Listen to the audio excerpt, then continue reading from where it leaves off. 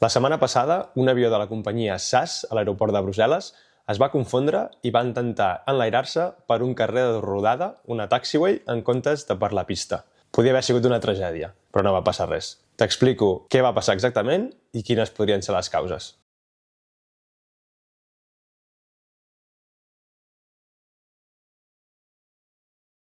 Les pistes d'enlairament tenen diferents llums.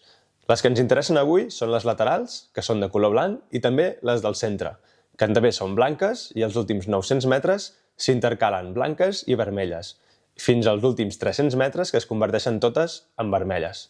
En canvi, les taxiways, els carrers de rodada, que es diu en català, les llums del costat són totalment blaves i alguns aeroports tenen al centre llums de color verd.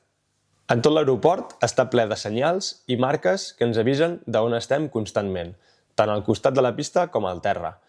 Durant la nit és molt fàcil guiar-nos perquè tenim les llums que ens assenyalen el camí i podem distingir entre les pistes i els carrers de rodada. Però durant el dia, molts cops aquestes llums no estan il·luminades. Mirem què va passar. L'avió anava per la rodada Outer 10, quan el van autoritzar a enlairar-se. Ells van virar a l'esquerra pensant-se que ja estaven a la pista d'enlairament, quan en realitat estaven a Eco 1, una taxiway normal. Allà van accelerar a màxima potència, van començar a fer la carrera d'enlairament i quan van passar aproximadament per uns 107 nusos es van adonar del seu error i van frenar avortant l'enlairament. Us ensenyo la fitxa de Brussel·les i veureu que aquesta zona està marcada com un hotspot, una zona que pot tenir problemes. Així que què pot haver passat?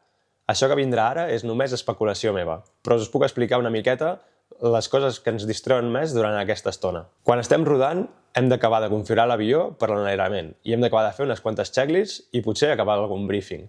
Tot això fa que a vegades ens puguem distreure de la situació on estem. Si això és així, podem parar, mirar fora i intentar esbrinar on som. I si tot i així no ho tenim clar, podem sempre trucar als controladors que ens ho diran amablement. Per mi, una de les coses més sorprenents d'aquest cas és que, a part de veure la diferència entre les llums i no donar-se en compte, la rodadura és més estreta que la pista d'enlairament. Llavors, hauríem d'haver vist molt clar quan van posar gasos que estaven en un lloc molt més estret. Estem davant d'un error de consciència situacional dels pilots i també d'una distracció del controlador que no va veure que l'avió girava on no tocava. És un clar exemple del model de formatge suís que el psicòleg James Reason va formular.